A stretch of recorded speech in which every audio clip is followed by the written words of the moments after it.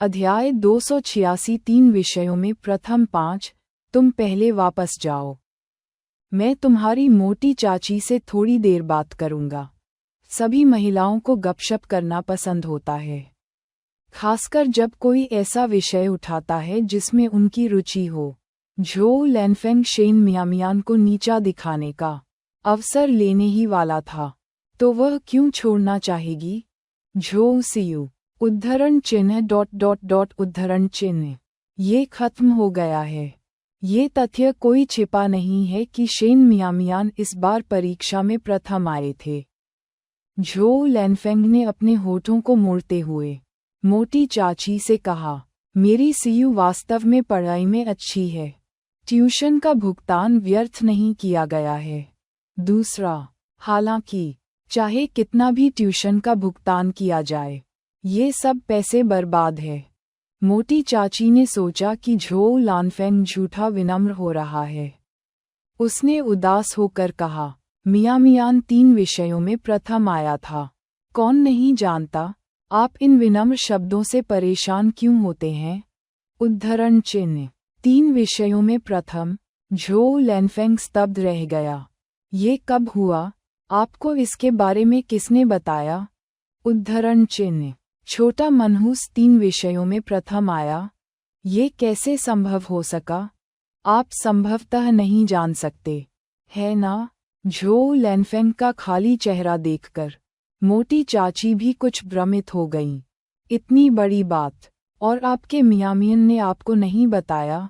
उद्धरण चिन्ह कौन सा बच्चा प्रशंसा की आशा में अपने माता पिता को ये बताने में जल्दबाजी नहीं करेगा कि वह प्रथम आया है। झोउ लैनफेंग को न केवल उत्तेजित नहीं बल्कि झुकी हुई अभिव्यक्ति के साथ देखकर वह तुरंत समझ गई।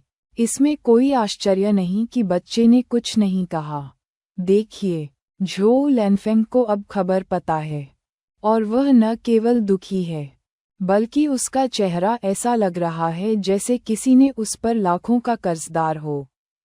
पक्षपात कभी भी इतना आगे नहीं बढ़ना चाहिए। एक अंधी बिल्ली एक मरे हुए चूहे से टकरा गई। इसके बारे में बात करने लायक कुछ भी नहीं है। मोटी चाची को गंभीरता से बोलते हुए और संभवतः बकवास नहीं बोलते हुए देखकर झोउ लैनफेंग अचानक क्रोधित हो गया और बेकार की बकबक करने का मूड खो दिया। उसने अपनी साइकिल को धक्का दिया और घर की ओर जाने लगी। झोउ सियू उसके पीछे पीछे चल रही थी। जब वे घर पहुंचे तो झोउ लैनफेंग ने अपनी साइकिल खड़ी की और झोउ सियू को वापस घर में खींच लिया। सियू, मुझे बताओ, आखिर क्या हो रहा है। वह मृत लड़की 3 विषयों में प्रथम कैसे आए। ये सच नहीं है ना। उद्धरण चिन्ह यदि किसी को 3 विषयों में प्रथम होना चाहिए, तो वह उसका सियू होना चाहिए, न कि वह छोटा हरामी। ये सच है। इस स्तर पर झोउ सियू ने अब सच्चाई नहीं छिपाई। उसकी आंखें लाल हो गईं और उसने कहा, आंटी, मैं वास्तव में समझ नहीं पा रही हूँ कि कैसे, लेकिन उसकी पढ़ाई दिन पर दिन बेहतर होती जा रही है। हालांकि उसे शेन मियामियान पर धोखा देने का संदेह था, लेकिन अंग्रेजी के साथ यह असंभव था। इससे कोई फर्क नहीं पड़ता कि वह इस पर कितना विश्वास नहीं करना चाहती थी। शेन मियामियान के शैक्षणिक प्रदर्शन में वास्तव में बहुत सुधार हुआ था और वह उससे भी आगे निकल गया था। झोउ लैनफेंग उद्धरण चिन्ह उद्धरण चिन्ह उसने अपनी दाढ़ें पीसते हुए कहा, यह मृत लड़की, ऐसा लगता है कि वह हमेशा से नाटक कर रही है और अब केवल दिखावा कर रही है क्योंकि हाई स्कूल प्रवेश परीक्षा आ रही है। किसी व्यक्ति के ग्रेड में अचानक इतना सुधार नहीं हो सकता। इसका एकमात्र स्पष्टीकरण यह है कि वह पहले दिखावा कर रही थी। वे सभी इस छोटे से कमीने व्यक्ति द्वारा मूर्ख बनाए गए थे। आंटी, अब जब उसके ग्रेड बेहतर आए हैं, तो अंकल निश्चित रूप से उसका समर्थन करना चुनेंगे। मुझे क्या करना चाहिए। झोउ सियू के आंसू बह निकले। वह वास्तव में इस बारे में चिंतित थी। उसकी चाची उससे बहुत प्यार करती थी और चाहती थी कि वह पढ़ाई करे, लेकिन उसके चाचा निश्चित रूप से अपनी बेटी का पक्ष लेते थे। सीयू, निश्चिंत रहो, चाहे कुछ भी हो, तुम्हारी चाची यह सुनिश्चित करेगी कि तुम्हें पढ़ाई करने को मिले, झोउ लानफेंग ने कहा। झोउ सीयू के आंसू पोंछते हुए उसे सांत्वना देते हुए कहा, भले ही इसके लिए मेरी जान चली जाए, मैं उस छोटे से कमीने को विश्वविद्यालय के लिए तुम्हारे साथ प्रतिस्पर्धा नहीं करने दूंगा। लेकिन हमारा परिवार, हम 2 बच्चों को विश्वविद्यालय में पढ़ा नहीं सकते, क्या हम ऐसा कर सकते हैं? झोउ सीयू ने बहुत समझदारी से बात करते हुए कहा, अन्यथा मैं नहीं जाऊंगा और उसे अपना स्थान नहीं दूंगा। आप किस बकवास की बात कर रहे हैं? झोउ लैनफेंग ने डांटते हुए कहा, याद रखें, कभी यह न कहें कि आप स्कूल नहीं जाएंगे, चाहे कभी भी। शेन मियामियान के बारे में सोचते हुए उसकी आंखों में एक भयंकर चमक दिखाई दी। मेरे पास उस छोटे से कमीने को हाई स्कूल और विश्वविद्यालय से दूर रखने के कई तरीके हैं। हमारे परिवार में केवल एक ही विश्वविद्यालय का छात्र हो सकता है, और वह आप ही होंगे। अध्याय 287। आप मियामिया के प्रति इतने अच्छे क्यों हैं, आंटी? मुझे पता था कि आप मुझसे सबसे ज्यादा प्यार करती हैं। झोउ सीयू ने झोउ लैनफेंग की बाह को गले लगाया। शब्दों से परे छुआ, मैंने तुम्हें अपनी बेटी की तरह पाला है। अगर तुम नहीं तो मैं और किससे प्यार करूंगा? झोउ लैनफेंग ने उसके बालों को सहलाया। क्या आप अब खुश हैं? उद्धरण चिन्ह। झोउ सीयू ने, जिसके आंसू हंसी में बदल गए, उत्तर दिया, खुश। झोउ लैनफेंग ने सलाह दी, बस अपनी पढ़ाई पर ध्यान केंद्रित करो और किसी और चीज की चिंता मत करो। वह जंगली बीज विश्वविद्यालय जाना चाहता है। सपने देखते रहो, आंटी फैटी के बड़े मुंह की बदौलत। ये खबर कि शेन मियामियान 3 विषयों में प्रथम आया था, पूरे गांव में फैल गई। कुछ लोगों ने शेन मियामियान पर भी संदेह किया और सवाल किया, जिसे उसने हर बार विनम्रतापूर्वक स्वीकार कर लिया। वह वास्तव में 3 विषयों में प्रथम आई थी, लेकिन वह झोउ सीयू की तरह इसके बारे में घमंड नहीं करती थी। खबर सुनकर ली चुनहुआ बहुत खुश हुए। वह खुशी खुशी घर लौटी और झाओ जियानलाई के साथ खुशखबरी साझा की। शुरुआत में मुझे चिंता थी कि वह बहुत मेहनती है और उसमें कोई प्रतिभा नहीं है, लेकिन मुझे उम्मीद नहीं थी कि बच्ची इतनी होशियार होगी। लोगों को परखने में मैं वास्तव में आपके बराबर नहीं हूँ। झाओ जियानलाई भी आश्चर्यचकित हो गए जब उन्होंने पहली बार सुना। फिर प्रशंसा की, बच्चा अच्छा है, महत्वाकांक्षी है, और उसने मुझे या हे नान को निराश नहीं किया है। हे नान के बारे में बोलते हुए ली चुनहुआ ने अपनी चिंता व्यक्त की। वह नान पिछले कुछ समय से बीजिंग में है, वह अभी तक वापस क्यों नहीं आया? उद्धरण चिन्ह। झाओ जियानलाई ने कहा, लंबे समय से घर पर नहीं रहने के कारण उनके कुछ समय तक रहने की संभावना है। हे नान, बीजिंग से होने के कारण संभवतः लिचिंग में हमेशा के लिए नहीं रह सकता था। देर सवेर वह वापस आएगा और उन्हें इसकी आदत डालनी होगी। सच है, ली चुनहुआ ने सिर हिलाया। फिर लापरवाही से पूछा, आपको क्यों लगता है कि हे नान मियामियान के लिए इतना अच्छा है? उद्धरण चिन्ह। यदि ऐसा इसलिए है क्योंकि वह शेन मियामियान के लिए खेद महसूस करता है। दरअसल जब आप इसके बारे में सोचते हैं तो ये बिल्कुल सही नहीं लगता। मियामियान से भी अधिक दयनीय लोग हैं, लेकिन हे नान उनके प्रति दयालु नहीं है। और यदि यह किसी अन्य कारण से है तो ये भी असंभव लगता है।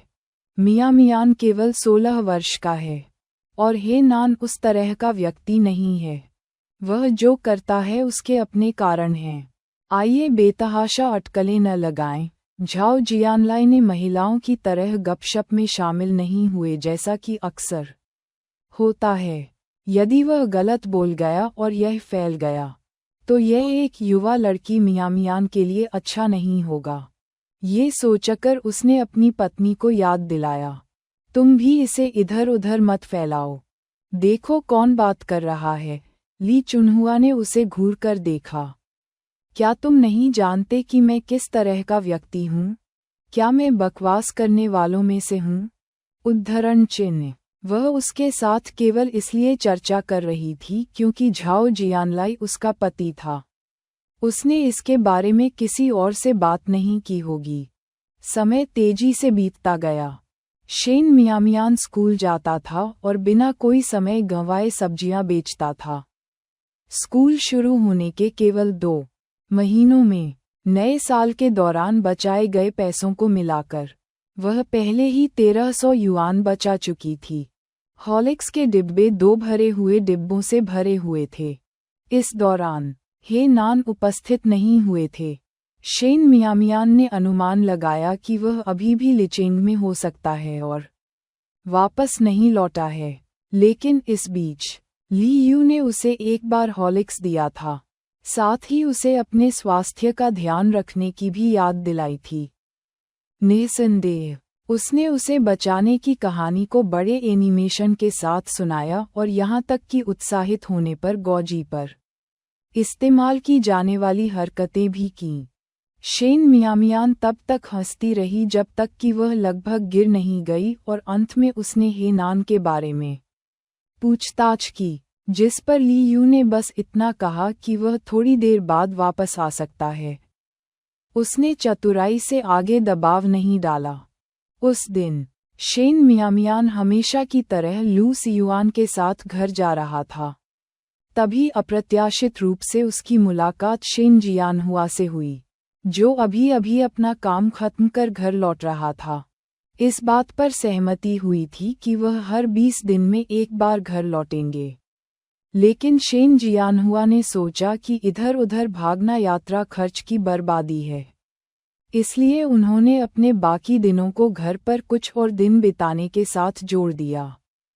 अध्याय 288 शेन जियानहुआ रिटर्न। कुछ दिन पहले झोउ लैनफेंग ने फ़ोन पर मुझसे शिकायत की। कहा कि शेन मियामियान तेजी से जंगली होता जा रहा है।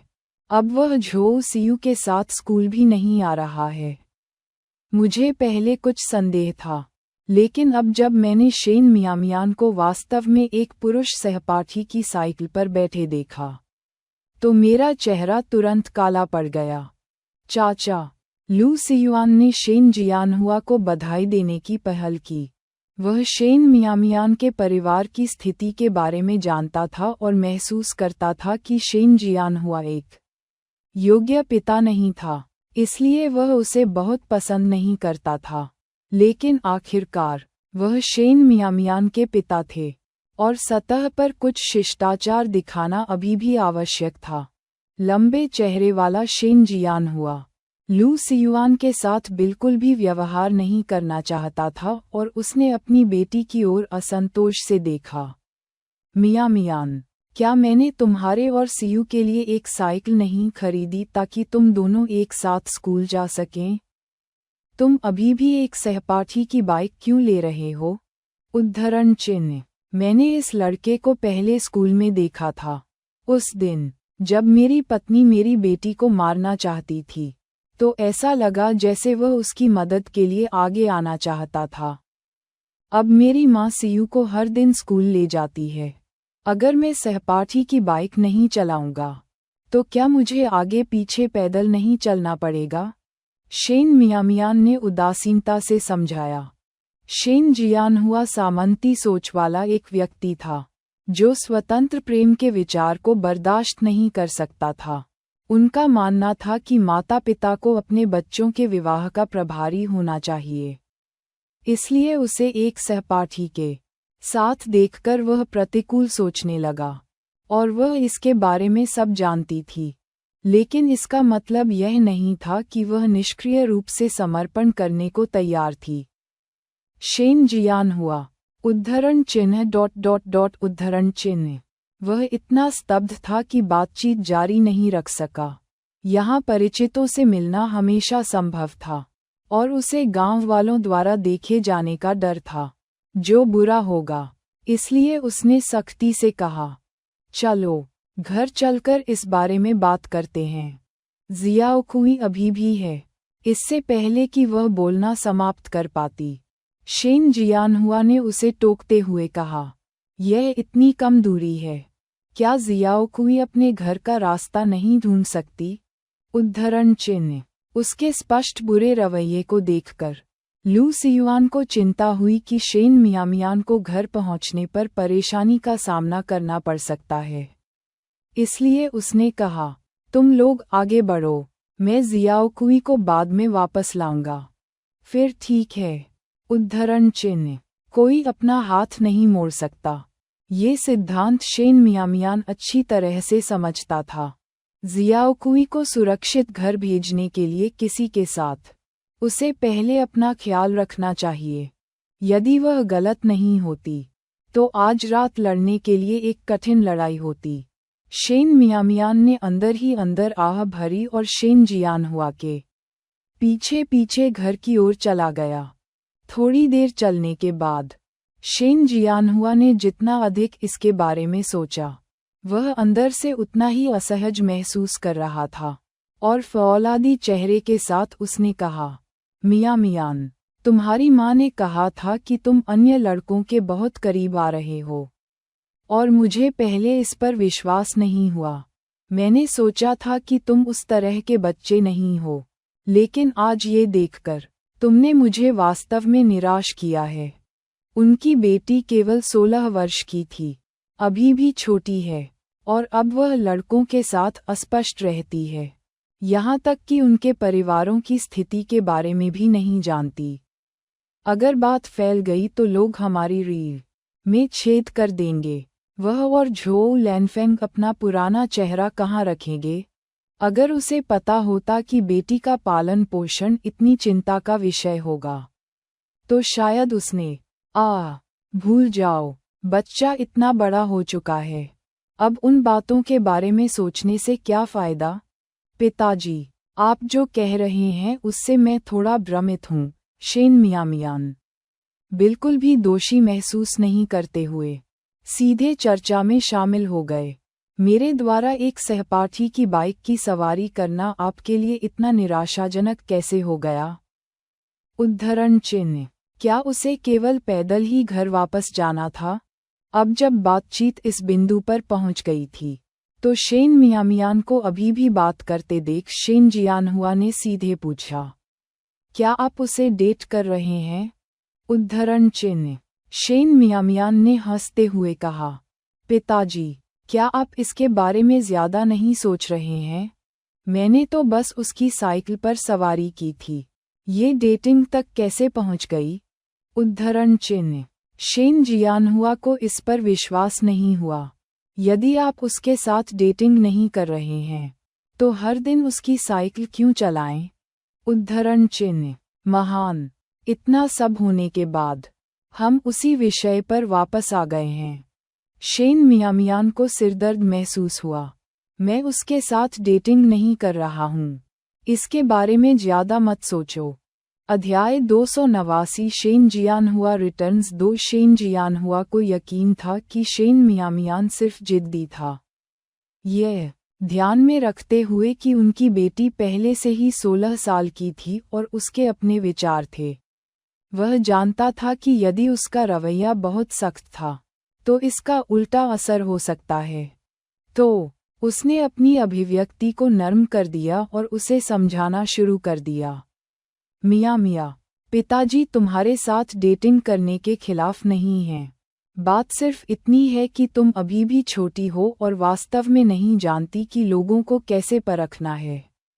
अगर तुम एक प्रेमी ढूंढना चाहती हो, तो पिताजी तुम्हें भविष्य में एक अच्छे से मिलवा सकते हैं। मेरा विश्वास करो, मैं तुम्हें कभी नुकसान नहीं पहुंचाऊंगा। पिताजी, मैं वास्तव में उसके साथ डेटिंग नहीं कर रही हूँ, शेन मियामियान ने मुस्कुराते हुए कहा। हालांकि उसे थोड़ा रोना आ रहा था। मैं बस उसकी कार में सवारी कर रही थी। जैसा कि आपने कहा, मैं अभी भी जवान हूँ, अभी भी एक बच्चा हूँ। मेरे विचार उतने जटिल नहीं हैं जितना आप सोचते हैं। बच्चा शब्द ने शेन जियानहुआ को बहुत प्रभावित किया। शेन मियामियान का खुला चेहरा देखकर किसी ऐसे व्यक्ति से नहीं लग रहा था जो अपराध बोध से झूठ बोल रहा था। उसने अपनी भौहें थोड़ी सी सिकोड़ लीं। क्या ऐसा हो सकता है कि वह ज्यादा सोच रहा हो? उसकी बेटी सचमुच अभी भी बच्ची ही लग रही थी। ये सोचते हुए उसकी अभिव्यक्ति कुछ अधिक सुखद हो गई, लेकिन वह चेतावनी देना नहीं भूला। मियां, यह मत सोचो कि पिताजी अत्यधिक नियंत्रण कर रहे हैं। मैं केवल आपके सर्वोत्तम हितों की तलाश कर रहा हूँ। आप कभी नहीं जान सकते कि लोगों के दिलों में क्या है, और उन युवा लड़कों के पास कई चालें होती हैं। शेन मियामियान इस मामले पर आगे चर्चा नहीं करना चाहती थी, इसलिए उसने समझ में सिर हिलाया और फिर आसानी से विषय बदल दिया। पिताजी, मैंने पिछली 2 परीक्षाओं में काफी अच्छा प्रदर्शन किया, उसने कहा। आपने कहा, अच्छा किया? शेन जियानहुआ के चेहरे पर चिंता की छाया आ गई। आपको कितने अंक मिले? उद्धरण चिन्ह 3 विषयों में प्रथम, शेन मियामियान ने शांति से कहा, लेकिन अंदर ही अंदर उसे कुछ उम्मीदें थीं। चाहे वह कितनी भी उदासीन लग रही हो, फिर भी उसके मन में एक हल्की सी आशा थी। उसे उम्मीद थी कि शेन जियानहुआ ये खबर सुनकर कुछ हद तक खुश होगी, भले ही थोड़ी सी ही सही। क्या? शेन जियानहुआ अचंभित रह गया। चीनी, गणित, अंग्रेजी, तीनों विषयों में प्रथम स्थान शेन मियामियान ने स्पष्ट किया। शेन जियानहुआ उद्धरण चिन्ह ... उद्धरण चिन्ह। उसके चेहरे के भाव कई बार बदले, फिर भी खुशी का कोई संकेत नहीं था। ये कैसे हो सकता है? क्या मियामियान का शैक्षणिक प्रदर्शन खराब नहीं था? पिछली बार उसे सुधार पुरस्कार मिला था, क्योंकि उसने महत्वपूर्ण प्रगति की थी और धोखाधड़ी की भी संभावना थी। लेकिन इस बार क्या होगा? उसके ग्रेड में अचानक इतना सुधार कैसे हो गया? पिताजी, क्या आप खुश नहीं हैं? उद्धरण चिन्ह। शेन मियामियान ने उसे चौड़ी आंखों से देखा। भ्रमित लग रहा था, जैसे कोई छोटा बच्चा अपने पिता की प्रशंसा की प्रतीक्षा कर रहा हो। वास्तव में केवल वह ही जानती थी कि जिस क्षण उसने शेन जियानहुआ के चेहरे पर सहज भाव देखा, उसका दिल तुरंत ठंडा हो गया। खुश? शेन जियानहुआ ने अजीब तरह से हंसते हुए शेन मियामियान की नज़र के नीचे कुछ हद तक दोषी महसूस करते हुए कहा। बेशक, अगर आप अच्छा करते हैं तो मैं खुश हूँ। शेन मियामियान ने पलकें झपकाईं, लेकिन ऐसा लगता है कि माँ बहुत खुश नहीं है। शेन जियानहुआ ने एक फीकी मुस्कान के साथ कहा, तुम्हारी माँ ऐसी ही है, उसके बारे में चिंता मत करो। आज रात मैं उससे हमारे लिए कुछ अच्छा खाना बनाने के लिए कहूँगा। उन्होंने झोउ सियू के ग्रेड के बारे में नहीं पूछा, चूंकि शेन मियामियान पहले ही प्रथम स्थान पर था। भले ही झोउ सियू ने अच्छा प्रदर्शन किया हो, वह अधिक से अधिक दूसरे स्थान पर ही रह सका, लेकिन वह ये भी जानते थे कि झोउ सियू के दूसरे स्थान पर रहने की संभावना कम थी। इन वर्षों में झोउ सियू के ग्रेड हमेशा स्थिर रहे हैं। उनकी सर्वश्रेष्ठ रैंक 8वां स्थान रही है। जब वे दोनों घर पहुंचे, झोउ लैनफेंग रात का खाना बनाने की तैयारी कर रहा था। शेन जियानहुआ को लौटते देख वह प्रसन्न चेहरे के साथ रसोई से बाहर आ गई। क्या तुमने नहीं कहा कि तुम कुछ और दिनों में वापस आ जाओगे? तुम आज वापस कैसे आ गए? उद्धरण चिन्ह। जब शेन जियानहुआ भट्ठी कारखाने में काम करता था, तो वह इतने लंबे समय तक कभी दूर नहीं रहता था। शादी के इतने सालों के बाद यह उनका सबसे लंबा अलगाव था, और सच कहा जाए तो वह वास्तव में शेन जियानहुआ को याद करती थी। अध्याय 290 शेन जियानहुआ के सच्चे विचार। 1 सियू की स्थिति के बारे में सुनने के बाद मुझे नींद नहीं आई, इसलिए मैं जल्दी वापस आ गया, जियानहुआ ने कहा। क्या वहाँ काम करना बहुत थका देने वाला है? लैनफेंग ने उसे ऊपर से नीचे देखते हुए चिंता के साथ पूछा। आपको गए हुए केवल 2 महीने ही हुए हैं और आप पतले और काले हो गए हैं। अगर लोगों को बेहतर पता नहीं होता तो वे सोचते कि आप कोयला खनन कर रहे हैं। बच्चों के सामने जियानहुआ को इतना चिपकू होने में बहुत शर्मिंदगी महसूस हो रही थी। मुझे भूख लगी है, जाओ और कुछ खाना बनाओ। जैसे ही उसने सुना कि वह आदमी भूखा है, लैनफेंग ने बहस करना बंद कर दिया और जल्दी से खाना बनाने के लिए रसोई में वापस चली गई। लेकिन वह मियामियान को अपने साथ खींचना नहीं भूली। आओ और आग बुझाने में मदद करो। उसे इसकी ज़रूरत नहीं है, मैं ये करूँगा। जियानहुआ ने हाथ हिलाकर मियामियान को इशारा किया। जाओ अपना गृह कार्य करो। उद्धरण चिन्ह। दरअसल आज होमवर्क था और मियामियान ने कोई झिझक नहीं दिखाई। उसने अपना बैग उठाया और घर में चली गई। आप हमेशा उसे बिगाड़ते हैं, लैनफेंग ने शिकायत की। देखो वह कितनी आलसी हो गई है। आप उसे काम पर भी नहीं बुला सकते, वह केवल खाती खाती रहती है। आग जलाने से कोई नहीं थकेगा। और मुझे वास्तव में आपसे कुछ चर्चा करनी है, जियानहुआ ने कहा। एक छोटा स्टूल खींचकर और स्टोव के सामने बैठकर। ये सुनकर कि उस आदमी को उससे कुछ कहना था, लैनफेंग ने आखिरकार परेशान होना बंद कर दिया।